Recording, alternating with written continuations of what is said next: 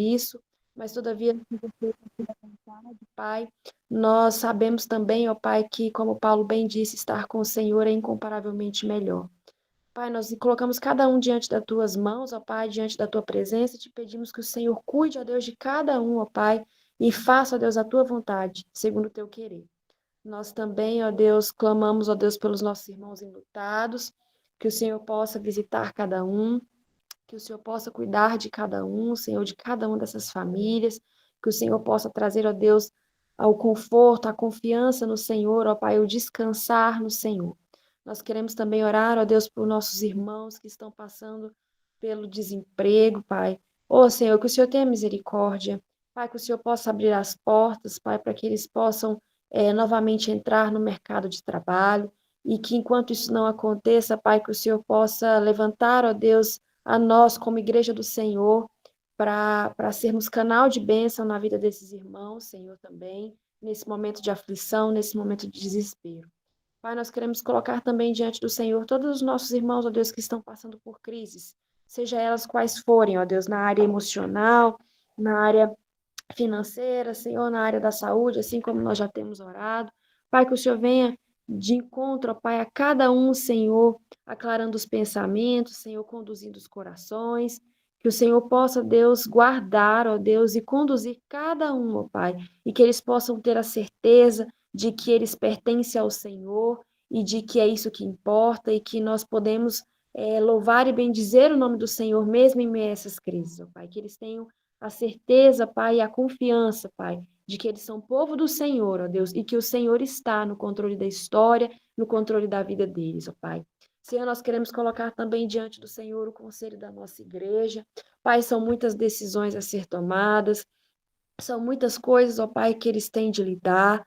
Pai, queremos colocar cada um, Pai, o pastor Márcio, Senhor, os presbíteros, Pai, o Fábio, Senhor, todos os outros envolvidos, ó Pai, do conselho, que o Senhor possa dar sabedoria, que o Senhor possa dar discernimento, que o Senhor possa, Deus, dar clareza, Pai, para que eles possam tomar as decisões, ó Pai, que vão favorecer, ó Pai, que vão levar o reino do Senhor adiante, Pai. Que o Senhor possa, Deus, conduzi-los, ó Deus, em amor e em misericórdia, Pai. Também queremos orar, ó Pai, pelas nossas sociedades internas, Senhor, que o Senhor possa, ó Deus, capacitar cada líder que está na frente dessas sociedades, que o Senhor possa, Deus, colocar, ó Pai, no coração de cada membro, Senhor, dessas sociedades internas, o desejo, ó Pai, de contribuir, o desejo, ó Pai, de estar junto com os irmãos, o desejo, Senhor, de contribuir para o reino do Senhor, ó Pai, e nós queremos colocar cada um diante do Senhor, ó Pai, que o Senhor possa conduzir, ó Pai, e que essas sociedades, ó Deus, possam glorificar o nome do Senhor nos trabalhos que estão sendo desenvolvidos, ó Pai. Assim nós oramos em nome de Cristo Jesus, te dando graças por tudo e colocando cada um desses pedidos diante do Senhor. Abençoe o nosso estudo, Pai. Assim nós oramos em nome de Jesus. Amém. Senhor Deus e eterno Pai, continuando em tua presença, Senhor, venho agora, Senhor Deus, juntamente com meus irmãos, colocar diante do Senhor, ó Deus, esse pedido de oração para que a Igreja Presbiteriana do Jardim América se torne, Senhor Deus, cada dia uma igreja mais missionária. Uma igreja, Senhor Deus, que cumpra o ID do Senhor, que extrapole, Senhor Deus, as quatro paredes e que vá ao encontro, Senhor, do perdido, levando as boas novas do Evangelho. Ó Deus, que nós possamos, Senhor Deus, sermos missionários, ó Pai, cumprindo o ID do Senhor, orando por aqueles que foram e estão indo e contribuindo, ó Deus, para que os teus servos também que atenderam esse chamado do Senhor de missões, possa, Senhor Deus, cumprir a vontade do Senhor, sendo sustentados, ó Deus, pela igreja, sendo cuidados, ó Deus, supridos em suas necessidades. Ó Deus, nos dê um coração voluntário, um coração, Senhor Deus, missionário, um coração, ó Deus, que olhe para aqueles que estão se perdendo, para aqueles que estão caminhando, Senhor Deus, para um destino, Senhor Deus, que não tem ouvido ainda a mensagem do Evangelho. Ó Deus, colocamos diante do Senhor a Igreja Presbiteriana do Jardim América. Que o Senhor desperte, Senhor Deus, no meio da nossa igreja, Senhor Deus, pessoas, jovens, ó Pai, e todo tipo, Senhor Deus, e de pessoas que têm o Senhor Deus no seu coração, o desejo, Senhor Deus, de participar de missões. Ó Deus, porque sabemos que isso é uma ordenança do Senhor, para que nós possamos ir e falar das boas novas do Evangelho. Ó Deus, e também se nós muitas vezes entendemos missões como algo tão longe e tão distante, mas onde tiver um coração que não conhece o Senhor Jesus, esse coração é um campo missionário. Que nós possamos falar àqueles que estão ao nosso derredor, aos nossos vizinhos, amigos, colegas de trabalho, todas as pessoas que se aproximarem de nós, possam, Senhor Deus, ouvirem do Evangelho do Senhor Jesus. Ó Deus, fica conosco. Mais uma vez nós te pedimos, ó Deus, que nos abençoe nesse estudo. Use, Senhor Deus, o Fábio como instrumento nas tuas mãos e dá-nos, ó Deus, um coração que seja sedento pela tua palavra, que nós possamos, Senhor Deus, acolher os ensinamentos do Senhor com avidez, com alegria, e que nós possamos, cada dia, colocar em prática o que o Senhor tem nos ensinado. Em nome de Jesus é que nós oramos. Amém. Amém, queridos irmãos. Vamos continuar no nosso estudo sobre os milagres. Louvado seja Deus, porque nós estamos caminhando bem no Evangelho de Mateus. Nós já vimos o primeiro sermão, que é o Sermão da Montanha, e agora nós estamos olhando aquele grande bloco, que é o bloco dos milagres, né? De todos os milagres que Jesus fez. Nós não iremos analisar os milagres um por um, mas nós estamos fazendo um estudo panorâmico sobre os milagres e o significado dos milagres. Isso é muito importante para nós. E eu gostaria que a gente recapitulasse algumas coisas. Primeira coisa que eu gostaria que nós recapitulássemos é que os milagres, eles existem, e a Bíblia está cheia de milagres, para apontarem para a pessoa de Deus, para apontarem para quem Deus é, para o caráter e os atributos de Deus. O grande perigo nosso é quando nós olhamos para os milagres e começamos a formar a nossa vida em volta dessas coisas que Deus fez, muito mais olhando para isso do que para o propósito, certo? É aquela velha frase que muitas pessoas já devem ter ouvido, que alguém fala assim, ao invés de você olhar para as bênçãos de Deus, olhe para o Deus das bênçãos, para o Deus que abençoa. É muito importante, de fato, receber e experimentar os milagres de Deus na nossa vida. Mas é importante que a gente entenda que os milagres são apenas sinais, tá? Eu gostaria que você, quando terminar esse estudo sobre os milagres, que você entenda que os milagres que Jesus fez e os milagres que estão nas Escrituras são apenas sinais, são placas, tá? Que apontam para alguma coisa. Aqui no Jardim América, na Rua da Igreja, está tendo algumas mudanças aqui agora. As ruas vão mudar, né, o seu traçado, algumas ruas vão mudar, algumas ruas vão deixar de ser mão dupla e vai ser mão única e tudo. E aí hoje eu estava percebendo que eles estavam fincando, né, as placas. Eles fincando as placas na rua e as placas ainda estão cobertas, né? As placas ainda estão cobertas ainda, porque ainda não chegou o momento. Quando você olha para uma placa daquela ali e ela tem um sinal dizendo vira à esquerda ou vira à direita, proibido ir à frente, alguma coisa do tipo, as placas elas estão apontando para alguma coisa, não é? Elas estão trazendo para nós uma informação. Os milagres na Bíblia são placas, são sinais que estão apontando para alguma coisa. No caso, eles estão apontando para quem? Para a figura de Deus, para o poderio de Deus. Quando nós olhamos para o Evangelho de Mateus, os milagres têm 3 propósitos. E nós vamos olhar isso aqui agora, 3 significados dos milagres no Evangelho de Mateus. Nós já passamos por isso aqui, por essa parte, eu só vou correr ela aqui. E depois eu mando esse PowerPoint lá no grupo para os irmãos. Nós vimos sobre os milagres sobre a natureza, né, que estão no Evangelho de Mateus, milagres de curas, e a ressurreição dos mortos e o significado dos milagres. O primeiro significado dos milagres é que os milagres querem apontar no Evangelho de Mateus que Jesus é o quê? Jesus é o próprio Deus.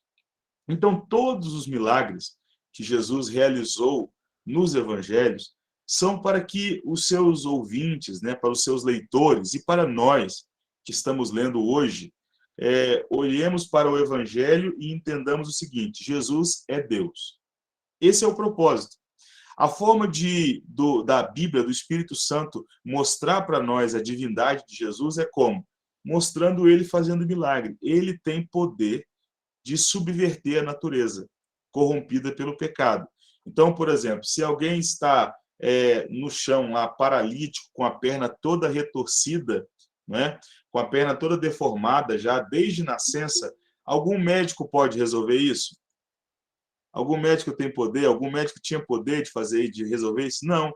Quem que resolve isso? Jesus. Mas por que ele resolveu isso? Porque ele é Deus. Porque ele tem todo o poder. E como ele tem todo o poder, ele pode fazer com que uma perna ou uma mão ressequida volte a funcionar. Ele é Deus. A gente viu isso. Depois, a gente precisa entender que os milagres também são para mostrar que Jesus ele é plenamente humano e os milagres apontam para o cumprimento na vida de Jesus daquilo que ele é como profeta. Vocês vão se lembrar que os profetas no Antigo Testamento realizaram milagres. Vocês lembram disso? Vários profetas realizaram milagres. Por exemplo, nós citamos aqui Elias e Eliseu, que realizaram milagres. E os milagres que Elias e Eliseu realizaram, eles apontavam para quê? Para o supremo profeta que viria. E esse profeta é o próprio Jesus. E ele, então, ele também é plenamente humano, mas como plenamente humano, ele é capaz de ser usado plenamente por Deus. Por quê? Porque ele não é pecador e ele é um canal, né? Ele é um canal de Deus para falar com o homem. Então, quando nós olhamos para os milagres, no Novo Testamento, a gente percebe o quê? Que Jesus é Deus e que ele é o profeta prometido, o profeta final, aquele que vai encabeçar nele mesmo todo o cumprimento daquilo que é um profeta, ok? Então, isso para nós aqui é muito importante. Outro ponto é que os milagres também, eles apontam que Jesus é o Messias, o libertador prometido. Porque isso foi ensinado, que quando o Messias viesse, o Messias rei, o rei poderoso, haveria muitos sinais que mostrariam que o rei chegou. E aí, quando nós olhamos para os evangelhos, o que está acontecendo nos evangelhos? Os milagres estão lá. Os milagres estão ocorrendo. E aí, nós vimos, por exemplo, sobre o texto que fala sobre isso, a divindade, João capítulo 5, verso 20 e 21, que fala assim: pois assim como o Pai ressuscita e vivifica os mortos, assim também o Filho vivifica a quem ele quer. Ou seja, Jesus é Deus. Assim como o Pai faz milagre, Jesus também faz milagre, porque ele é Deus. Nós vimos também que os milagres mostram Jesus em sua humanidade. E nós vimos o milagre que aconteceu na cidade de Naim, né? O filho da viúva da cidade de Naim foi ressuscitado por Cristo Jesus. E nós vimos que a cidade de Naim, ela está numa região que é a região da Galileia.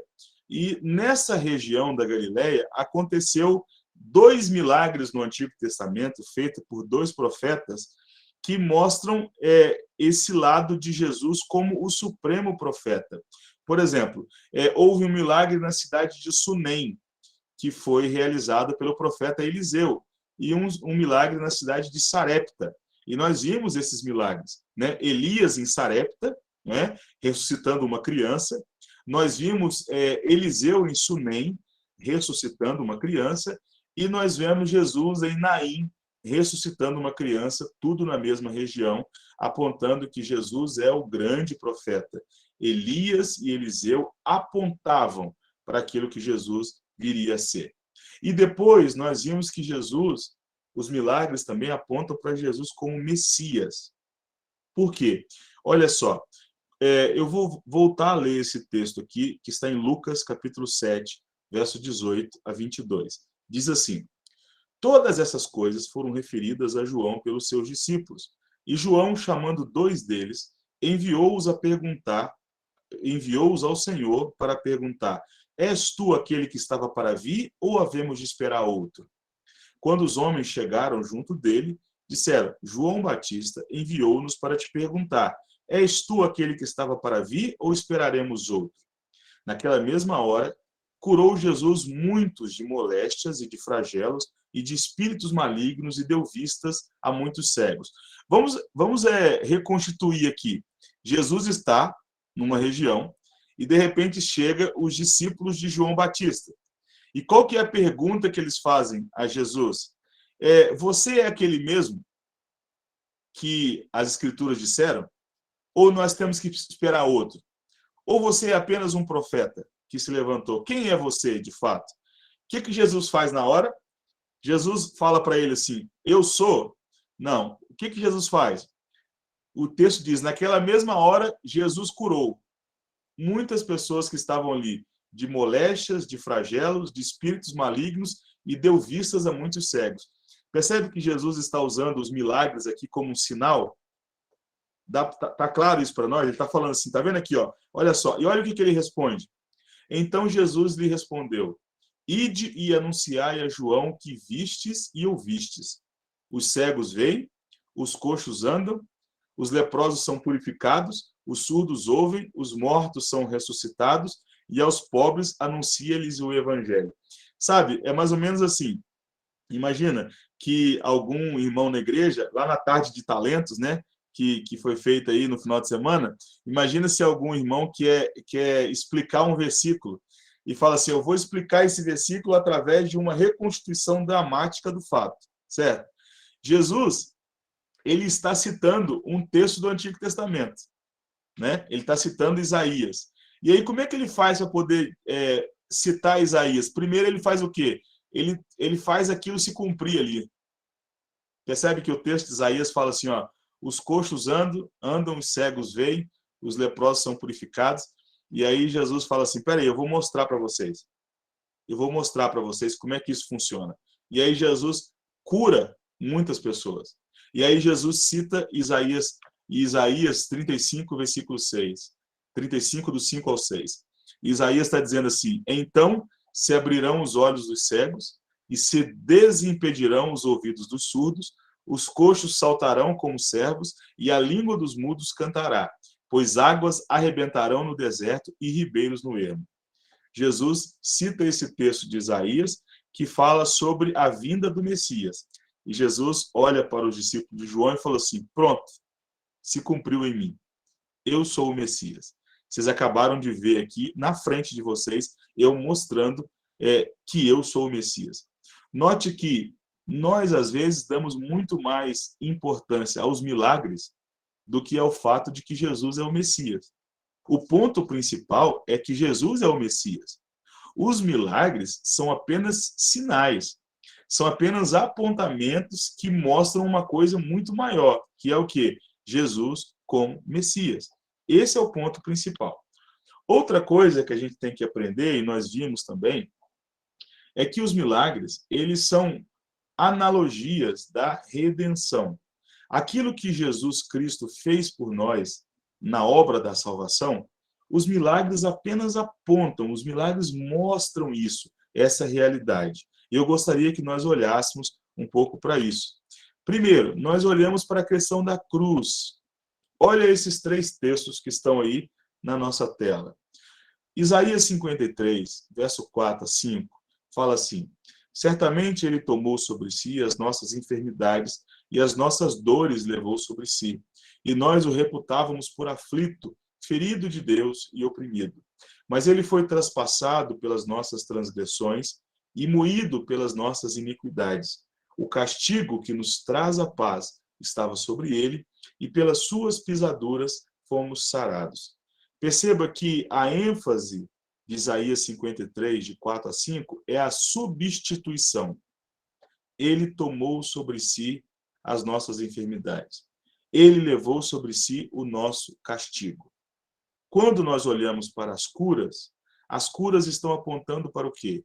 Para um momento onde na cruz do Calvário, de uma vez por todas, o poder do pecado será destruído. Cristo morreu em nosso lugar e destruiu o poder do pecado. Por que existe enfermidade no mundo, meus irmãos? Por causa do pecado. Porque o pecado fez com que o homem recebesse a sentença de morte. Morte física, o homem é limitado. Mas o que acontece na cruz do Calvário? O pecado é o quê? Destruído. E se o pecado é destruído na cruz do Calvário, o que é destruído junto? As enfermidades. Então, quando Jesus cura os enfermos, o que está apontando? Está apontando para uma cura definitiva, que virá quando? Na cruz do Calvário, certo? Perceba que, mais uma vez, o ponto principal não são os milagres, mas a obra final, certo? Olha o texto de Mateus, capítulo 8. Mariana, por favor, fique à vontade. Quando a gente fala assim que as enfermidades são causa de pecado, né? São resultado de pecado. E tem um texto na Bíblia que aí tem um menino que pergunta, acho que é para o pai, fala assim, quem pecou, ele ou seus pais, né? Tem um discípulo que pergunta para Jesus, quem pecou, ele ou seus pais? Aí Jesus fala que não, foi para ser manifestada a glória de Deus, né? Tem esse caso. Tá. E quando a gente pensa assim, na cruz ele já levou todas as enfermidades, né? Todo pecado foi ali pago, cumpriu-se, né? Ali, Jesus nos resgatou ali na cruz, mas quando a gente pensa assim, as enfermidades continuam, né, meu irmão? Então, nós temos que fazer um pouquinho sobre isso. Nós temos que fazer uma distinção muito importante aqui. Vocês sabiam que há uma diferença na Bíblia quando ela fala de pecado e pecados? Tem uma diferença? A diferença é que quando, por exemplo, Romanos, Paulo usa muito isso, quando ele fala de pecado, ele está falando da nossa natureza pecaminosa, da nossa descendência adâmica, certo? E quando ele fala de pecados, ele está falando das nossas práticas pecaminosas, certo? Então, olha só, eu vou dar um exemplo para vocês. Eu ouvi um testemunho uma vez de um irmão que disse o seguinte, eu estava com câncer. E aí eu orei, eu fiz uma campanha na igreja, 7 sextas-feiras. Fiz a campanha, o pastor me ungiu, orou por mim. E aí eu fui de novo no médico e eu descobri que eu estava curado do câncer. Inexplicavelmente, eu estava curado do câncer. E aí ele falou assim, eu fui curado do câncer. Aí eu voltei para a igreja, comecei a servir a Deus de novo. Mas logo eu parei de dar o dízimo e eu parei de ir nos cultos. E aí eu comecei a esfriar na fé. E aí eu fui de novo no médico e o câncer tinha voltado. O câncer tinha voltado. E aí ele disse o seguinte, olha, eu percebi que o meu câncer estava ligado ao meu pecado, certo? Esse irmão, ele está tendo uma interpretação muito equivocada das Escrituras, porque é o texto que a Mariana acabou de citar. Alguém pode dizer assim, quem pecou? Quem fez alguma coisa para merecer? Será que foi meu pai? É uma maldição hereditária? Será que alguém cometeu um pecado lá atrás e esse pecado não foi perdoado, então agora eu estou com câncer por causa disso? Não. Jesus responde assim, não é nada disso, mas é para que se manifeste nele a glória de Deus. As doenças, elas fazem parte da nossa natureza pecaminosa, é o pecado, tá? Então, assim, é óbvio que a gente precisa entender que Deus pode derramar um juízo sobre alguém, certo? Por causa da sua vida pecaminosa. A gente não abole isso, de jeito nenhum. Deus pode entrar em juízo contra alguém. Mas cristãos ficam doentes e têm câncer? Sim. Pessoas que não são cristãs também. Ou seja, as doenças, elas fazem parte da nossa natureza pecaminosa. É por causa do pecado original, certo? Então a gente precisa fazer essa distinção aí. Porque senão a gente está falando de um Deus que vai estar tratando a gente de acordo com o merecimento. E se Deus trata a gente de acordo com o merecimento, irmãos, vamos desligar esse Meet aqui e vamos cada um se esconder porque a gente está enrolado, porque nós somos muito pecadores e todos os dias nós carecemos da graça poderosa de Deus, né? Imagina só, uma pessoa pode orar 7 dias, 14 dias, 21 dias, e no final de tudo isso, Jesus fala assim: eu não vou curar. Essa doença, essa enfermidade tem um outro propósito. Isso pode acontecer. Então, a gente precisa tomar muito cuidado com isso, ok? O texto de 1 Pedro... Fábio, só continuando. Aí, quando a gente fala que na cruz, né, igual Sim. o texto de Isaías aqui está falando, que na cruz, então, ele tomou sobre si os nossos pecados. Uhum. Aí, neste caso, nós não estamos referindo às enfermidades, como você referiu nessa segunda parte da explicação, né? Ah, tá, eu esqueci de falar esse pedaço. Quando a gente lê aqui que na cruz ele tomou sobre si os nossos pecados, a gente precisa entender um pouco sobre a questão da salvação, que a gente... Nossas enfermidades, né? A gente entende uma coisa: salvação, para muitos de nós, é uma obra terminada, certo? Nós fomos salvos. A salvação tem 3 aspectos que a gente precisa lembrar. Nós fomos salvos, nós estamos salvos e nós seremos salvos. O poder do pecado foi destruído na cruz do Calvário, mas nós ainda habitamos em um corpo. Esse corpo que nós temos aqui é um corpo que está sobre a maldição do pecado. E a maldição do pecado no nosso corpo, ela se manifesta no nome, tá? Sabe qual que é a palavra grega para corpo? Necros. Necros. Que daí vem a expressão necrotério, necrosar, ou seja, algo que corrompe.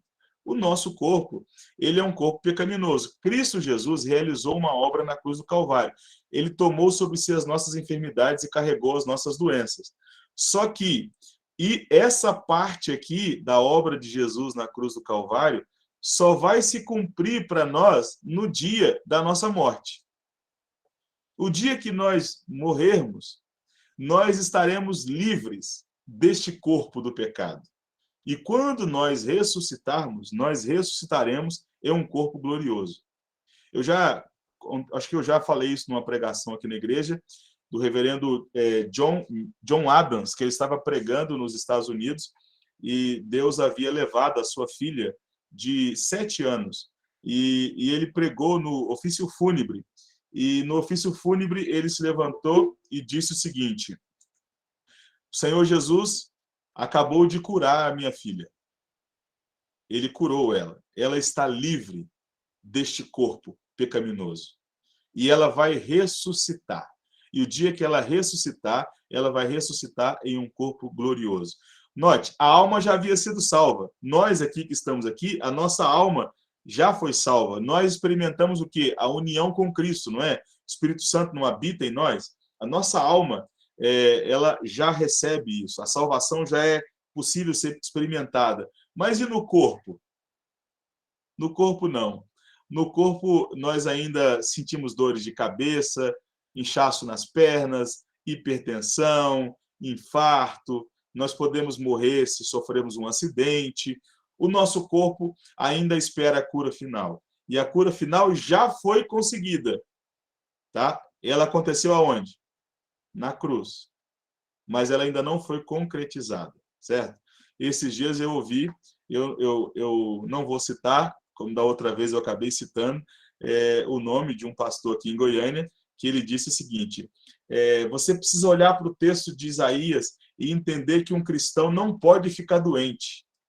É inaceitável um cristão ficar doente, porque a Bíblia diz que ele levou sobre si as nossas enfermidades. E se você tem alguma enfermidade sobre si, é porque Jesus não levou essa enfermidade, significa que a obra de Cristo não aconteceu na sua vida, então você precisa orar e dizer: Senhor, eu não quero isso porque eu sou teu, e se eu sou teu, eu não posso ficar doente. Essa é uma boa teologia, irmãos?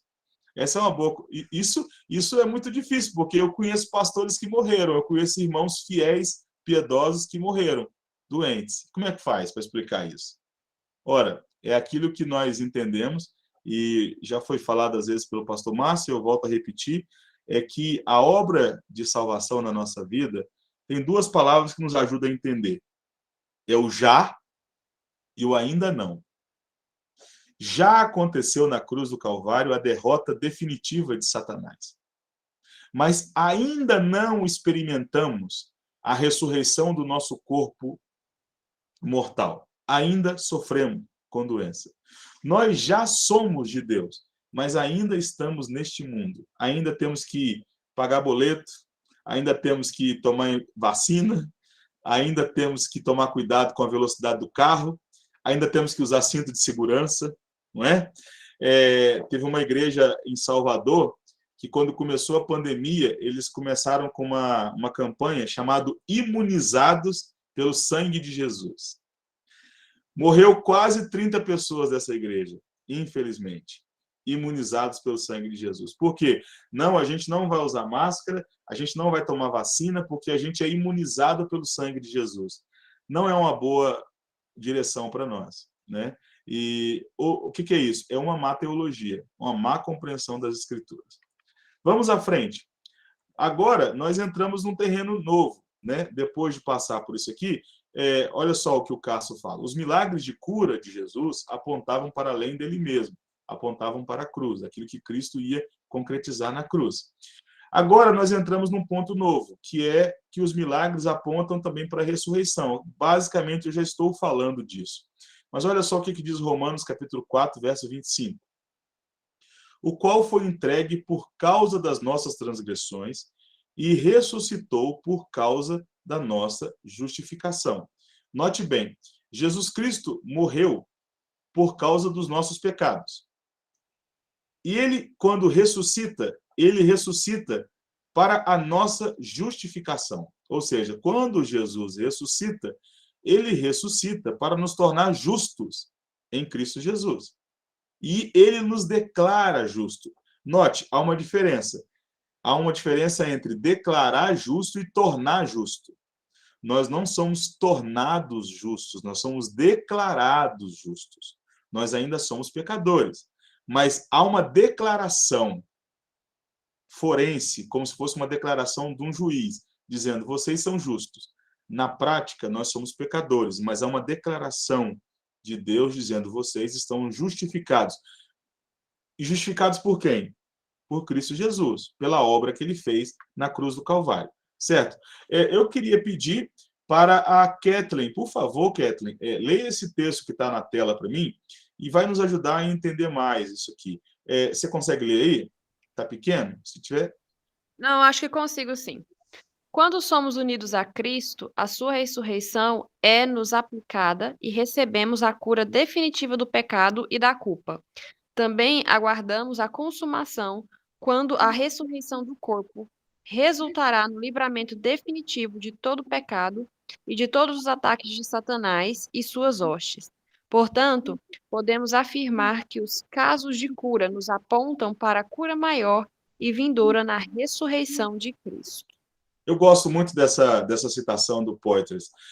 Isso aqui é glorioso. O que ele está dizendo é, toda vez que você vê uma cura, toda vez que você vê um milagre nos evangelhos, aquilo ali está apontando para algo definitivo que vai acontecer no futuro. É apenas uma placa apontando para uma cura definitiva que virá ainda no futuro. Ok? Isso para nós é muito importante. Uma outra frase dele, que é muito importante, uma outra citação, é essa aqui. Olha só. O evangelho da prosperidade, muito comum entre alguns pregadores atuais, falsifica o evangelho verdadeiro ao dizer que Deus sempre quer que os cristãos tenham boa saúde e sejam ricos nesta vida. Os seguidores de Cristo, de fato, herdarão o mundo e a perfeição do corpo, mas somente na consumação. Nesta vida aqui, nós não temos essa promessa da parte de Deus. E isso aqui é muito importante, irmãos, porque muitas pessoas que ficam decepcionadas com Deus, elas ficam decepcionadas com coisa que Deus não prometeu. Deus não prometeu. E aí a pessoa fala assim, Jesus não me ama, Deus não me ama. Mas Jesus prometeu cura nesta vida para todos? Jesus prometeu que vai ser assim? Jesus prometeu que ninguém aqui vai sofrer um acidente? Pelo contrário, ele disse o quê? No mundo tereis aflições, mas tem de bom ânimo, eu venci o mundo. Esse é um ponto importante. Olha só, o quadro não está muito bom, mas eu acho que dá para a gente poder entender um pouco aí. Olha só, primeiro aqui embaixo tem assim, ó, Jesus cura muitos, certo? Jesus cura muitas pessoas, certo? E toda essa obra de cura de Jesus apontava para o quê? A libertação do pecado, da morte e de Satanás. Assim como o homem era limitado, e as curas de Jesus apontam para isso, para essa liberdade em Cristo Jesus. E essa liberdade em Cristo Jesus, ela é consumada onde? A seta vai para onde? Para a ressurreição. A ressurreição de Jesus é a libertação da morte em nosso favor. E isso aponta para esse último quadro embaixo, que é a aplicação para nós. Os crentes recebem a cura espiritual do pecado e depois a cura espiritual na ressurreição futura. Ou seja, nós, quando Cristo morreu na cruz do Calvário, nós fomos curados. A nossa alma. Nós nascemos de novo, não é? O que é o novo nascimento? É você ganhar de novo o quê? Uma nova vida. O que é essa nova vida? É uma vida sem pecado. Por quê? Porque a sua antiga vida é pecaminosa. Ela recebe a morte. O que é o novo nascimento? É a nova vida. Imagina só, Mariana, você chega lá no hospital, no médico, e o doutor vira para você e fala assim, Mariana, tem uma boa notícia para você. Eu tenho a capacidade aqui de te dar uma nova vida. Eu descobri a fonte da juventude, né? Ou alguma coisa do tipo que você vai tomar e aí você vai regenerar, você não vai ter mais nada, você não vai ter mais nenhuma doença, sabe? Tudo vai. Essa nova vida o médico pode dar?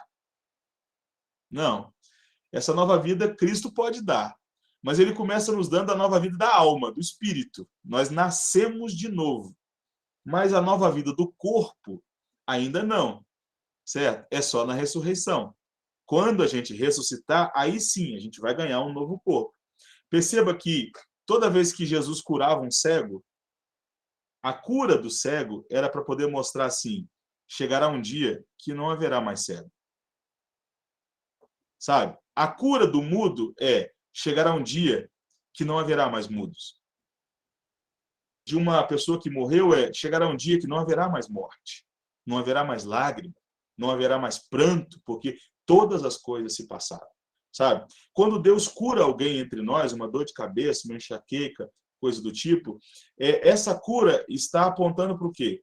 Olha, essa cura é temporária, mas ela aponta para uma cura definitiva que virá na ressurreição dos corpos, certo? Que isso fique muito claro para nós. A gente precisa levar isso bem dentro do nosso coração. Qual que é o grande problema do evangelicalismo no Brasil, né, da igreja brasileira? É que, para nós, a igreja brasileira, às vezes, os milagres são muito mais importantes do que o sentido e o propósito dos milagres. Os milagres são mais importantes. Por quê? Porque as pessoas querem as coisas aqui e agora. E elas esquecem que, às vezes, não é possível. Eu acho que eu já contei aqui um dia que um irmão foi dar um testemunho numa igreja e ele falou assim, eu gostaria de contar um testemunho. E aí os irmãos falaram assim, pode contar. E ele falou assim, olha, eu gostaria de dizer para vocês que Jesus me salvou. Eu recebi nova vida. Eu agora sinto a presença gloriosa do Espírito Santo na minha vida. E aí todo mundo, glória a Deus, glória a Deus. E aí o pastor falou assim, glória a Deus, agora conta a bênção, né? Conta uma bênção, né? Tipo assim, essa bênção aí não é a que a gente quer ouvir, a gente quer ouvir outra bênção. A gente quer ouvir você falar que ganhou isso, ganhou aquilo, que agora tem isso, que tem aquilo, mas isso não é o propósito principal, né? Mariana? E assim, eu sempre, quando a gente está fazendo aqui as nossas orações, eu e o Paulo, sempre tem aqueles pedidos, né, por um familiar que está numa situação, ou outro, algum irmão que está numa situação, mas eu me preocupo tanto em orar a Deus para que dê a eles salvação, para que dê a eles fé, para aqueles que estão fora do caminho, que volte para o caminho, porque as bênçãos são boas, são muito boas, mas a pessoa fora do caminho, cheia de bênção, cheia de vem a nós, né? Isso é bom para essa pessoa? Não. Às vezes a pessoa pode estar moída, pode estar passando privações, né? Mas se ela tem Deus, se ela tem salvação, se ela está no caminho, o que está fazendo falta ali, por algum motivo ou outro que Deus está permitindo, isso tudo é muito pouco. O bom mesmo é a pessoa no caminho, né? Então, assim, se eu oro pedindo assim, Deus resolve o problema da pessoa, mas eu não lembro de falar, Senhor, coloca fé naquele coração, eu me sinto até culpada na minha oração, né? Me sinto falha. Sim. Eu fui recentemente em Trindade dar aula para o seminário da extensão do CEID, né, onde eu sou professor, e a igreja fica na Rua da Basílica, daquela grande basílica em Trindade. E o dia que eu fui, estava tendo uma pequena procissão de pessoas indo lá para a Basílica do Divino Pai Eterno. E um aluno me perguntou o seguinte: como é que você explica essas curas que acontecem aqui? Esses milagres que acontecem? E eu falei para ele: olha, continua tendo o mesmo propósito das Escrituras, mas os homens que são cegos não conseguem ver. Todos aqueles milagres que acontecem lá, eles não acontecem por causa das pessoas. E os milagres não são como que eu posso colocar assim, não é um carimbo de salvação. Muitas pessoas que Jesus curou foram para o inferno. Muitas pessoas que Jesus curou não receberam nova vida em Cristo. As curas, elas apenas apontavam para a pessoa de Deus. Esse é o ponto. Quando a gente olha as curas que acontecem aí à nossa volta, todas essas curas têm um simples propósito, que é mostrar que Deus, um dia, vai trazer uma vida nova, uma vida abundante de saúde para nós. A pessoa que recebeu a cura, ela é apenas uma placa. Ela é apenas uma placa. Então, assim, nossa, houve uma cura. Sim, aquela cura é só um sinal de que Deus, de fato, é Deus e que Deus pode fazer. Mas aquela cura ali não é garantia de salvação. E nem é garantia de salvação para quem Deus usou como instrumento, tá? Porque no Sermão da Montanha, o próprio Jesus fala assim: muitos naquele dia dirão, Senhor, Senhor, nós pregamos, nós fizemos coisas em teu nome. O que Jesus vai dizer? Não vos conheço, não te conheço. Então, assim, nós não temos preocupação. Quando um católico chega em nós e fala assim, houve uma cura, nós falamos assim, glorificado seja Deus por essa cura. Só que essa cura, por exemplo, não é garantia de que a pessoa não vai voltar a ficar doente. Lázaro morreu, não é? O filho da viúva de Naim morreu de novo, certo? Ele não ressuscitou para sempre, certo? Aquele milagre ali foi o quê? Para mostrar quem é Jesus. A gente pode dizer que o filho da viúva de Naim está no céu? Que ele foi salvo? O texto não fala disso. O texto não fala que as pessoas que foram curadas... Vocês vão se lembrar que há um episódio na Bíblia dos 10 leprosos que são curados, e quantos voltam para agradecer? Só um. Só um que volta. 9 não voltam. Ou seja, sabe? Então, a gente precisa tomar muito cuidado com isso. Márcio Soriano. Fábio, nós vemos muitos milagres. Por Jesus, depois também pelos discípulos, né? E hoje, esses milagres seriam fingidos? Seriam falsos? Ou você acha que hoje pode acontecer? Então, esse é o próximo ponto. Eu vou responder isso aqui agora com o restante do nosso texto e no finalzinho eu vou perguntar se ficou claro. Se não ficou, eu volto a falar de novo, ok? Vamos lá. Combatendo imprecisões teológicas sobre milagres e curas. Esse é um ponto importante para nós no nosso estudo. Primeira coisa, olha só. Quem pode ler essa frase que está na tela aí?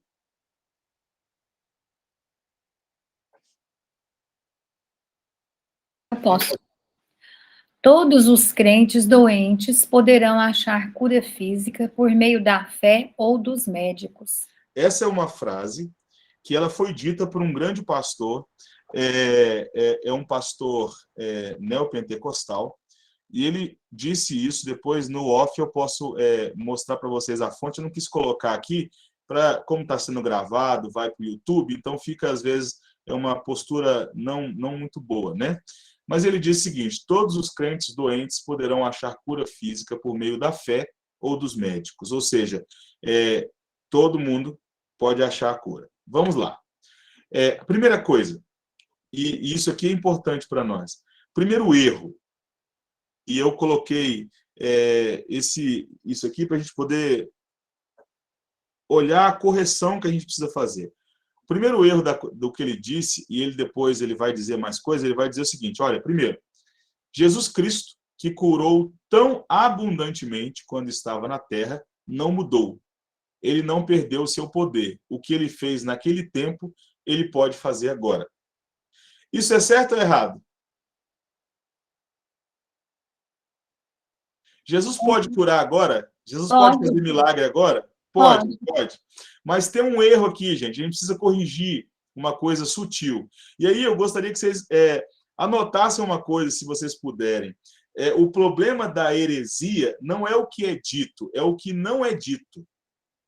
Um pregador herético quase sempre só fala coisas verdadeiras. O problema é o que ele não fala e deveria estar falando. E essa frase não é minha, tá? É do reverendo Augustus Nicodemos. Então, ele tem mais autoridade do que eu para dizer isso. Ele disse o seguinte: o grande perigo do herético é o que ele não fala e deveria estar falando. Essa frase aqui, ela não está completa. Está faltando coisa nessa frase. E ela traz muitos problemas. Vamos olhar. Olha só, vamos fazer uma correção. A correção é o seguinte: é verdade que o poder de Cristo ainda é o que foi. É verdade. Contudo, as curas que ele realizava quando estava na terra tinham uma significação especial. Além de serem obras de misericórdia, eram sinais de sua identidade messiânica.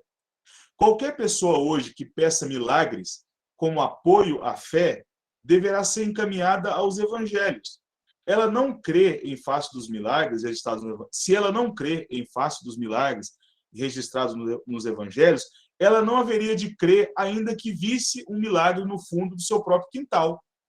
Os milagres de Jesus são prova decisiva para sempre de quem ele é e do poder que ele tem. A questão não é o seu poder, e sim o seu propósito. Não é que Jesus não possa curar hoje. Mas quando a pessoa fala assim: eu quero um milagre para poder crer em Jesus, você fala para ela assim: leia o Evangelho de Mateus, por favor, e leia lá os milagres que estão escritos lá. E ela vai falar assim: não, mas eu não quero assim não, eu quero ver o milagre.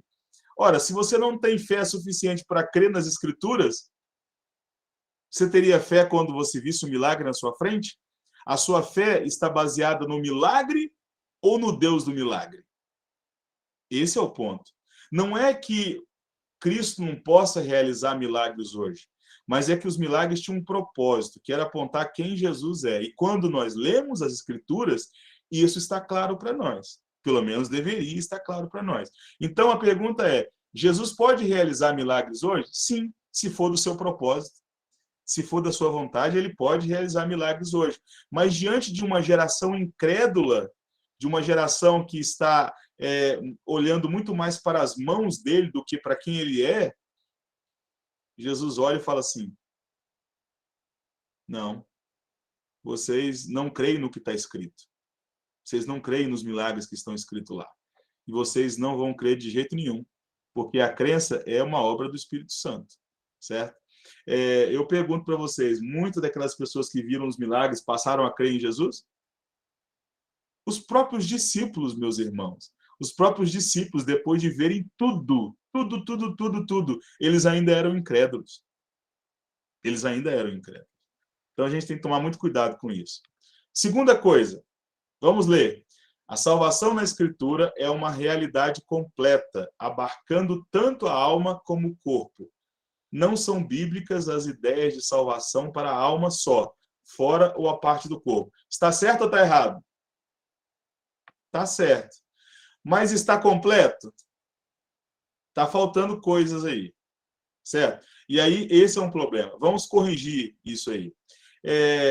Catherine, pode ler, por favor, a correção? Ixi, Fábio, aqui não dá, não. A Tá foto bom, né? fica tampando. Pede outra pessoa. Tá bom, eu vou fazer. Mariana, consegue ler? Consigo. É verdade que a salvação inclui o corpo e a alma. E existe mesmo como alguns o expressam, cura para o corpo na expiação. Mas não se promete saúde física perfeita para essa vida.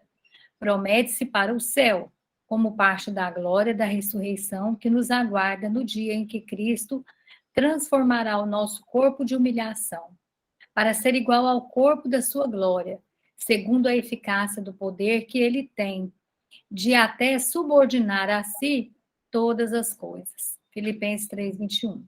Bem-estar físico total é apresentado como uma bênção futura da salvação em vez de presente. O que Deus prometeu e quando ele o vai conceder são perguntas distintas. Isso precisa ficar claro para nós. Deus prometeu cura total, mas o quando isso vai acontecer é coisa distinta.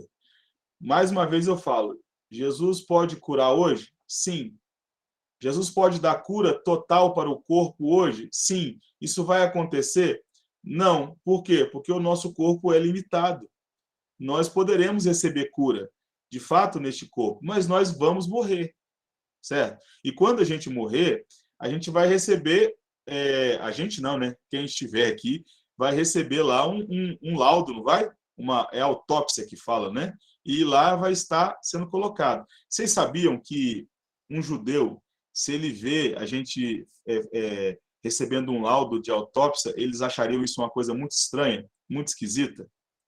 Porque se você perguntasse para um judeu assim, por que fulano de tal morreu?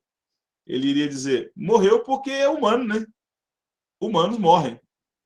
Humanos morrem. Mas nós não gostamos dessa resposta. A gente quer mais detalhes, não é? Não, morreu porque foi isso, aquilo. Como se nós estivéssemos diante de uma máquina ou de um carro, sabe? Que você leva na oficina e fala assim, ó, a embreagem, o óleo do motor, não sei o quê, não sei o quê, não sei o quê.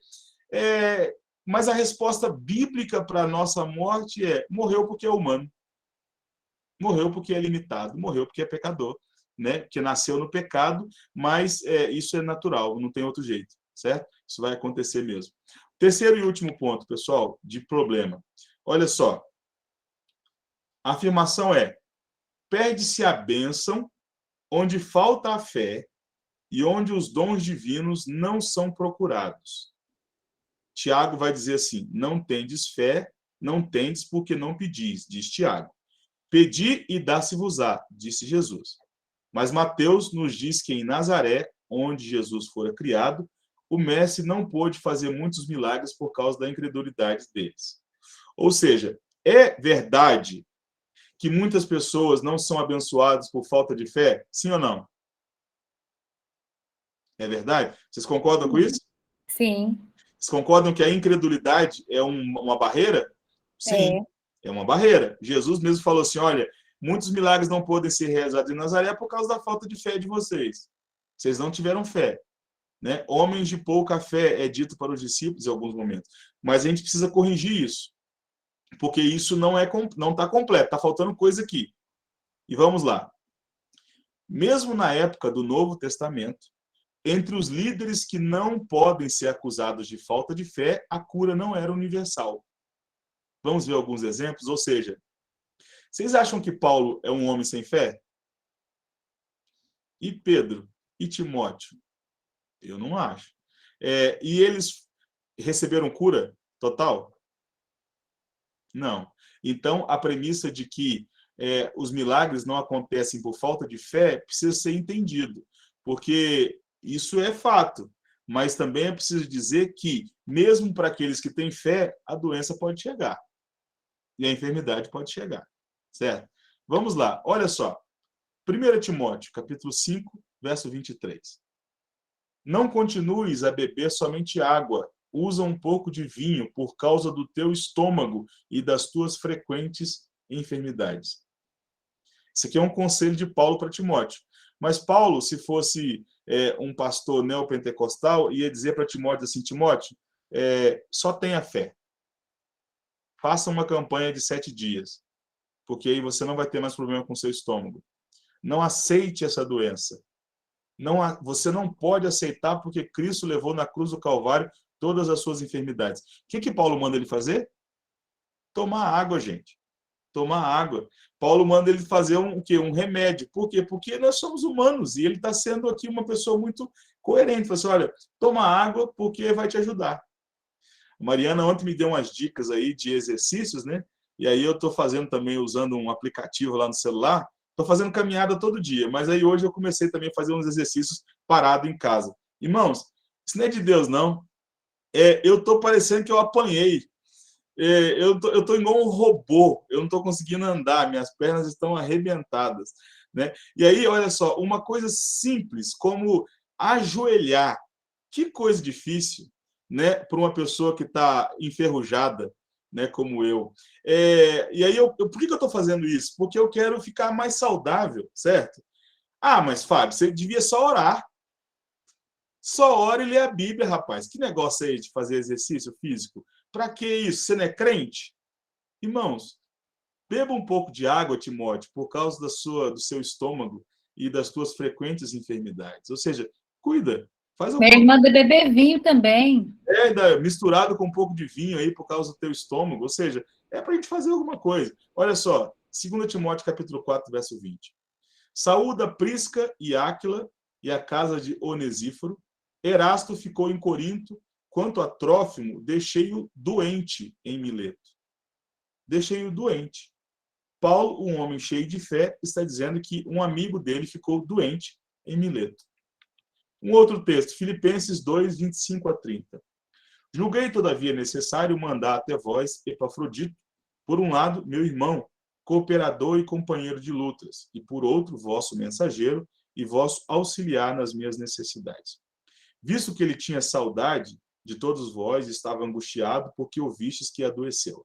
Com efeito, adoeceu mortalmente. Deus, porém, se compadeceu dele, e não somente dele, mas também de mim, para que eu não tivesse tristeza sobre tristeza. Por isso, tanto mais me apresso em mandá-lo, para que, vendo-o novamente, vos alegreis e eu tenha menos tristeza. Recebei-o, pois, no Senhor com toda a alegria, e honrai sempre a homens como este, visto que, por causa da obra de Cristo, chegou ele às portas da morte, e se dispôs a dar a própria vida para suprir a vossa carência de socorro para comigo. Foi por causa de pecado, irmãos? Esse homem aqui é pecador? Esse homem aqui era um homem que estava doente por causa da causa de Cristo. Então, não é falta de fé, certo? Você vai nos lugares aí que tem campanhas que fala assim, se você tiver fé, você vai receber. Isso não é verdade. Isso não pode ser aceito por nós.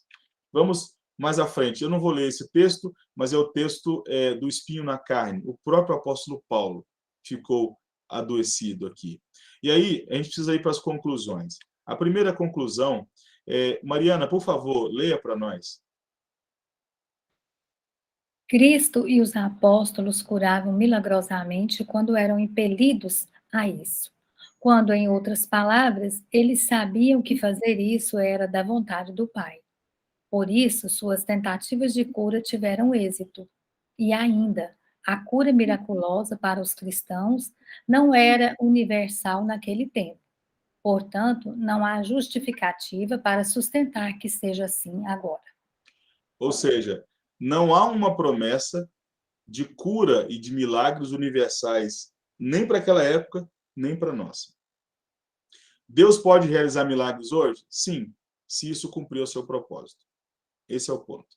Segunda conclusão, Deus se utiliza de dor crônica e fraqueza com outras aflições como seu cinzel para esculpir nossa vida.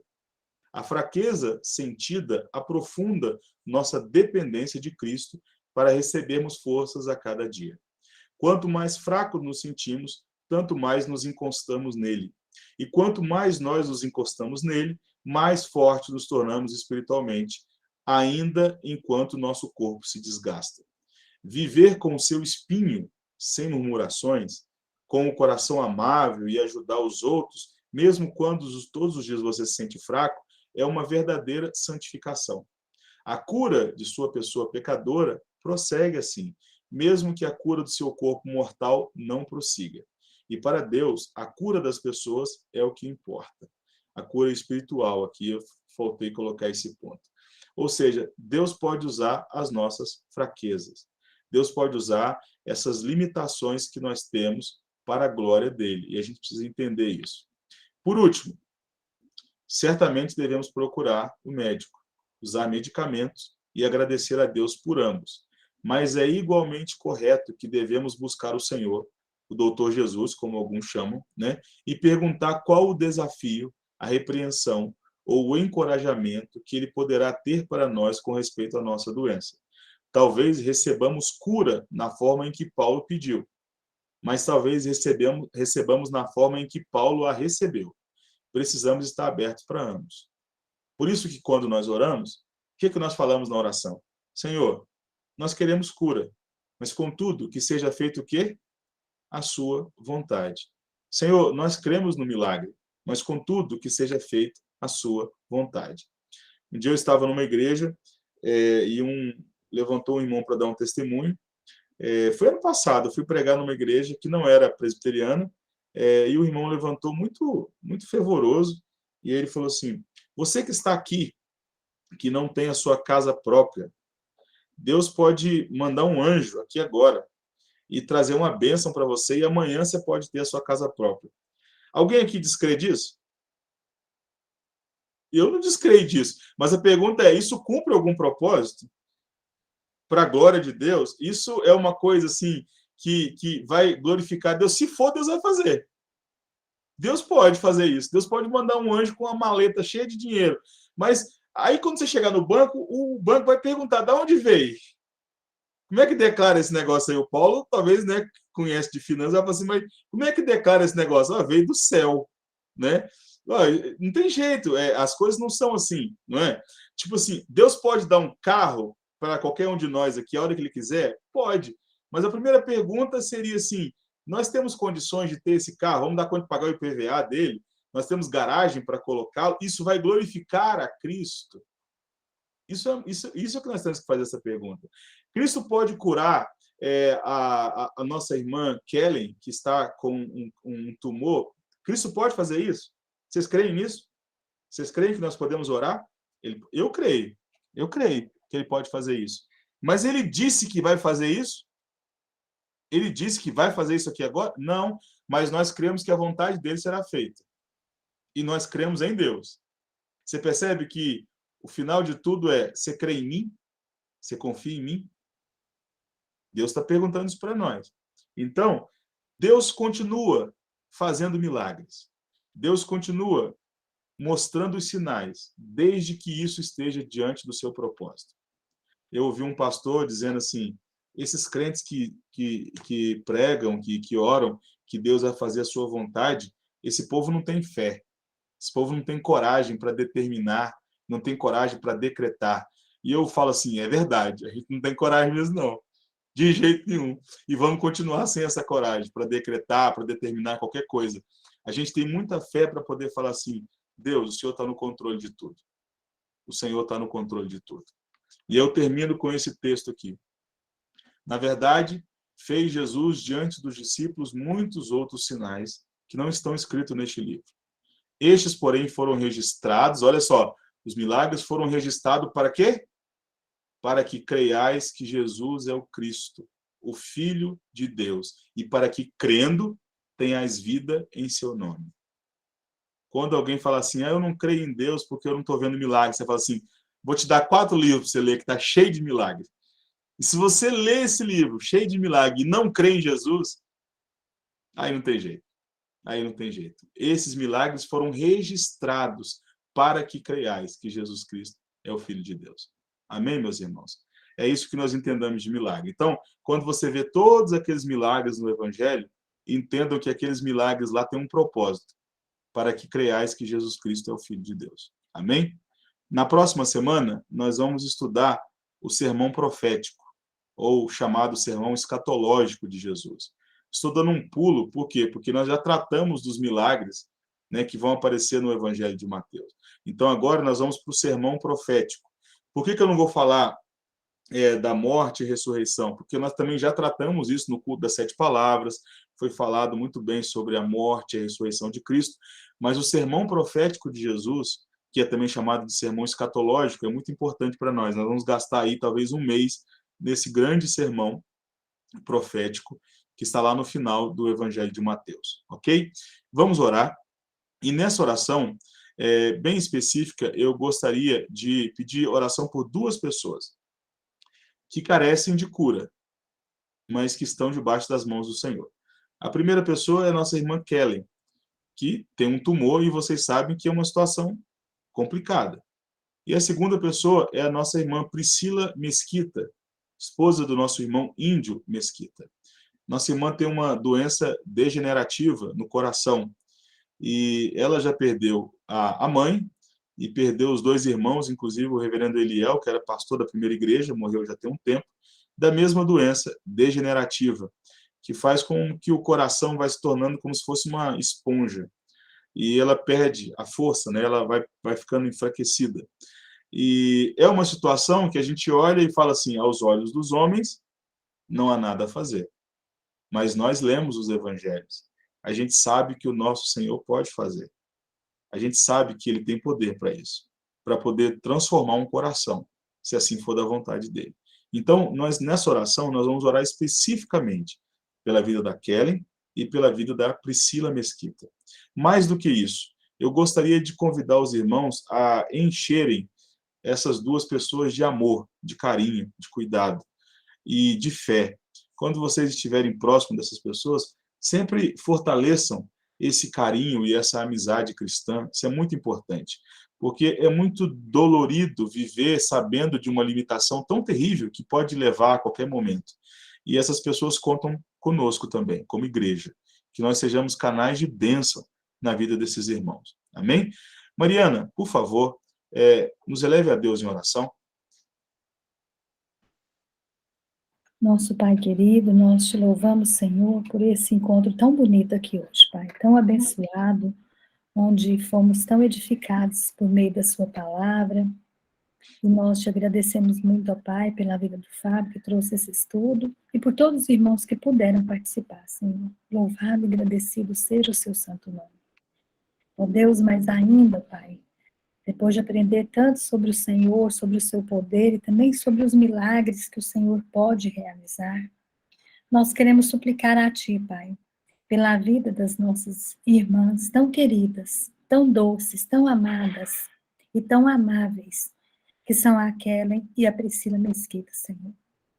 Ó Deus, nós sabemos que passamos por aflições mesmo, porque o próprio Jesus assim o disse.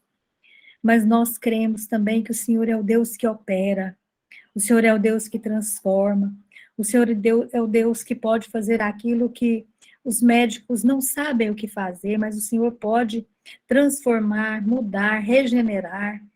O Senhor pode, ó Pai, cuidar dos nossos órgãos, porque o Senhor os conhece perfeitamente, ó Pai, em cada detalhe. Por isso, toma conta, ó Pai querido, dessa situação que a Kelly tem passado, ó Deus, depois das radioterapias, fazendo as quimioterapias. Ó Pai, isso não é fácil, é uma luta muito grande, tanto para ela como para toda a família. Sustenta, Senhor, todos os familiares. Mas, ó Deus, cuida dela, Pai, que essas quimioterapias, ó Pai, possam fazer um bom efeito. Mas, acima de tudo, Pai, de todo tipo de tratamento científico que conhecemos, está o Senhor, com seu poder de operar milagres.